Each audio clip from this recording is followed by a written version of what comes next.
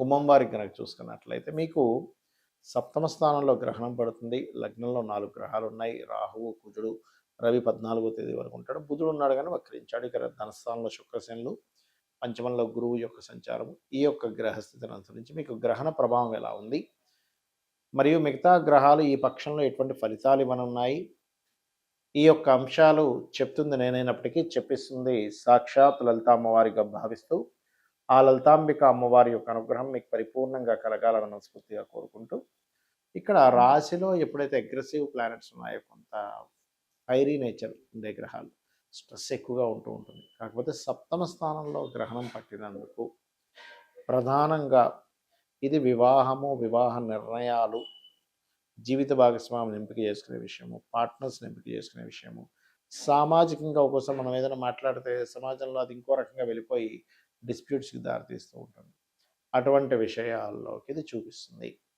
అలాగే మరొక విషయం ఏంటంటే, ఇక్కడ గమనించినట్లయితే ఇక్కడ లగ్నంలో ఈ ప్రభావం ఉన్నందుకు మరి మిగతా గ్రహాల యొక్క స్థితిగతుల వల్ల మీకు ఫలితాలు ఎలా ఉన్నాయి అనేటువంటి అంశాలు చెప్తుంది నేనైనప్పటికీ చెప్పిస్తుంది సాక్షాత్ లలిత అమ్మవారిగా భావిస్తూ, ఆ లలితాంబిక అమ్మవారి యొక్క అనుగ్రహం మీకు పరిపూర్ణంగా కలగాలని మనస్ఫూర్తి కోరుకుంటూ, ఇక్కడ ఎప్పుడైతే ఈ ప్రెజర్ ఎక్కువగా ఉందో మీరు కాస్త మెడిటేషన్ చేసుకోవడము, ఉదయం నిద్రలేచిన వెంటనే కాస్త దుర్గాదేవిని, నరసింహస్వామిని ఆరాధన చేయడం, వీలైనట్ల మట్టుకు మీకు నరసింహస్వామి ఆలయాలు, లేకపోతే మన గణపతి ఆలయాలు సప్తమలకి గ్రహణం పడుతుంది కాబట్టి, మరియు అంటే వివాహం కోసం ప్రయత్నం చేసేవారు వీలైనంత మటుకు 40 రోజుల పాటు వివాహం జోలికి వెళ్ళకపోవడం మంచిదని చెప్తాను నేను. ఎప్పటి నుంచి మార్చి 3 నుంచి ఏప్రిల్ 13వ తేదీ వరకు. ఇక అదేవిధంగా సెకండ్ హౌస్లో శని, అంటే ఏలినాటి శని నడుస్తూ శుక్రుడు వచ్చాడు కాబట్టి శ్రమకి తగ్గ ధనము ఫలితం అనేటువంటిది రానుంది. కాకపోతే కొంత హెవీ, అంటే హీట్ అవ్వడం కానీ, బాడీ కొంచెం నర్వస్ అవ్వడం కానీ, ఇట్లాంటి ఫలితాలు కూడా జరుగుతాయి. అయితే సంతానం కోసం ప్రయత్నం చేసేటువంటి వారికి కొంత ఊరట లభిస్తుంది చెప్పాలంటే. కాకపోతే ఉద్యోగ సంబంధించినటువంటి విషయంలో కొద్దిగా ఎప్పుడైతే ఈ అష్టమాధిపతి రవితో కూడినటువంటి దశమాధిపతి కుజుడు కలిసి ఉన్నాడో, ఇది కొంచెం అష్టమ దశమాధిపతుల యొక్క కలయిక అనేటువంటిది కొంతవరకు మీకు ఈ కెరియర్ పరంగా మార్పులు, స్ట్రెస్ కలిగిస్తున్నాయి. ఇక మీరు నిత్యము చేయవలసినటువంటి దేవత ఆరాధన ఏమిటి అని చెప్పి చూసుకున్నట్లయితే, మీరు ప్రధానంగా ఇక్కడ చేయవలసింది దేవతారాధన ఎక్కువగా దత్తాత్రేయుడిని, విష్ణు సహస్రనామాలు చేసుకోవడం, ఉదయం నిద్ర లేచిన వెంటనే కాస్త ఒక 5-10 నిమిషాలు దుర్గాదేవిని, నరసింహస్వామిని తలుచుకోవడము, లేదా ఆంజనేయ స్వామిని తలుచుకోవడం. దీనివల్ల ఏమవుతుందంటే, రాశిలో ఏదైతే మీకు ప్రెషర్ ఇస్తున్నటువంటి గ్రహాలు ఒత్తిడిని ఇస్తూ ఉంటాయి, పాపగ్రహాలు ఉన్నప్పుడు, ఆ గ్రహాల యొక్క ప్రభావం అనేటువంటిది పూర్తిగా తగ్గుతుంది, గుర్తుపెట్టుకోండి. ఇక మీరు నిత్యము చేయవలసిన దేవతారాధన కూడా లక్ష్మీ నరసింహస్వామి ఆరాధన చేస్తూ దత్తాత్రేయుని ఎక్కువ ఆరాధన చేయండి, అన్ని విధాలా బాగుంటుంది. మరియు వివాహం కోసం చూస్తున్నామండి, మరి గ్రహణం ఏమో పడుతుంది అనుకునేటువంటి వారు ఓం కామేశబద్ధ మాంగళ్య సూత్ర శోభిత కందరాయే నమః అనే మంత్రం చేయండి, అన్ని విధాలా బాగుంటుంది. ఇక్కడ గ్రహణము ఏర్పడుతున్నందుకు మీరు అసలు ఎటువంటి దానాలు ఇవ్వాలి, అసలు ఒక్కొక్క సమస్యకి ఒక్కొక్క మంత్రం ఏం చేసుకోవాలో చెప్తారు. ప్రధానంగా దానం ఇవ్వవలసినటువంటివి ఏమిటి, ఇందులో 2 రకాలు. ఒకటి ఎవరికి వారిచ్చుకుంటారు, లేదా ఒక్కొక్కసారి సంతానం ఎక్కడో దూరంగా ఉన్నప్పుడు వాళ్ళ పిల్లల కోసం ఇస్తారు, అలా కూడా ఇవ్వచ్చు, తప్పేం లేదు. అయితే బియ్యము, 1 కేజీంబావు బియ్యము, కేజీంబావు ఉలవలు, కేజీంబావు మినుములు, గోధుమలు, నువ్వులు, ఈ 5 పదార్థాలు ఇవ్వాలి ముఖ్యంగా. మరియు దీంతోపాటు మీరు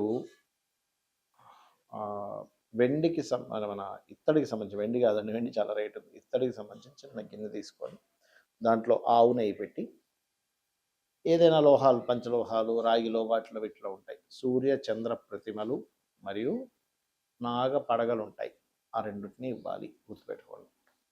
ఇంకా తీవ్రంగా దోషం ఎవరికైనా ఉంది అనుకుంటే కనుక గోశాలకు వెళ్ళి గోవుకి సేవ చేయడం, గోవుకి ఏదైనా తినిపించడం, రామాయణ మహాభారతాలు లాంటివి వినడం, చదవడం చేస్తే మంచిది. అయితే గ్రహణ సమయంలో, గ్రహణం అనగానే భయపడడం కాదు, ఇక్కడ మీరు బాగా అర్థం చేసుకోండి, ఇది సాధన చేసుకోవడానికి గొప్ప సమయము అని మీరు అర్థం చేసుకోవాలి, గ్రహణ సమయం. ఓకే, మీరు ఇక్కడ గ్రహణం మీకు కనబడకపోయినా 4:35 గ్రహణ సంబంధించిన పట్టు స్నానం చేసి కూర్చొని 7:30 వరకు కూర్చోవచ్చు జపం, తర్వాత విడుపు స్నానం చేయొచ్చు. అయితే ఇక్కడ ఏంటంటే మీకు ఎటువంటి సమస్య ఉంటే ఎటువంటి నామం చేసుకోవాలనే దాని మీద ఉంటుంది. ఇప్పుడు చూడండి, ఎవరైనా సరే వాళ్ళు ఎదగలేకపోతున్నారు అని ఉంటుంది లైఫ్‌లో. అలాంటప్పుడు మీ లగ్నం పాడైందని అర్థం. అలాంటప్పుడు శ్రీమాత్రే నమః బ్రహ్మాండంగా మంచి ఫలితం ఇస్తుంది. రక్షణ కలుగుతుంది అమ్మవారు. అలా కాదండి, మాకు ఫైనాన్షియల్‌గా బాగా ఇబ్బంది ఉంది, ఆ గ్రహణ సమయంలో ఏ మంత్రం చేసుకోవాలి అంటే, ఓం సంపత్కరీ సమారూఢ సింధుర వ్రజ సేవితాయ నమః లేదా ఓం ధర్మాధ్యక్ష ధనాధ్యక్ష ధనధాన్య వివర్ధిని నమః. అలా కాదు, మేము ఏది మాట్లాడినా మిస్కమ్యూనికేషన్స్ అయిపోతుంది, మాట్లాడాలంటే భయం వేస్తుంది, ఎక్కడ వెళ్ళి ఎవరితో ఏదైనా ఇబ్బంది అవుతుంది అంటూ ఉంటారు కొంతమంది. ఎక్కువగా స్త్రీలు ఎక్కువగా ఈ విషయంలో, పురుషులు కూడా ఎదుర్కొంటారు. దీనికి ఏమిటి లలిత సహస్రనామాల్లో ఆ 4 గంటల సేపు చేసే మంత్రం ఓం కర్పూర వీటికామోద సమాకర్ష దిగంతరాయ నమః. అలా కాదండి, నాకు గృహం కొనుక్కోవాలని ఉంది, లేదా ఎడ్యుకేషన్లో డిస్టర్బ్ అవుతున్నప్పుడు ఏం చేయాలి? ఎడ్యుకేషన్లో కన్నా మీరు డిస్టర్బ్ అవుతున్నట్లయితే మీరు దక్షిణామూర్తి స్తోత్ర పఠనం చేసుకోవచ్చు చక్కగా.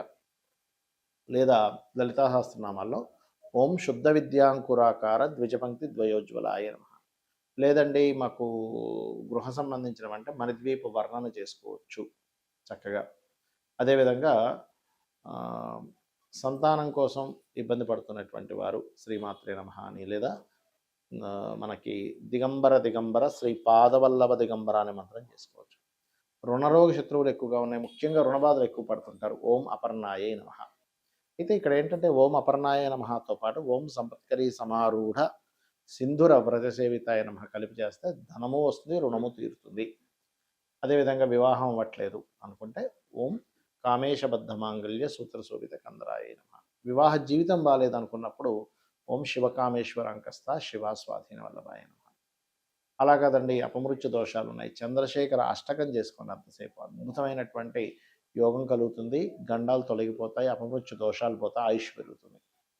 అలా కాదు, పనులన్నీ ఆగుతున్నాయండి అనుకున్నప్పుడు అష్టమీ చంద్ర విభ్రాజ అలిక స్థల శోభితాయ నమః అని చేసుకోండి. మరి కొంతమందికి హైయర్ ఎడ్యుకేషన్లో ఇబ్బంది ఉంటుంది. అలాంటప్పుడు మీ 9వ అధిపతి ఎవరో దానికి సంబంధించిన దానం ఇవ్వడము, మరియు ముఖ్యంగా హయగ్రీవ స్తోత్రం చేసుకోవడం అన్నిటికంటే ఉత్తమం.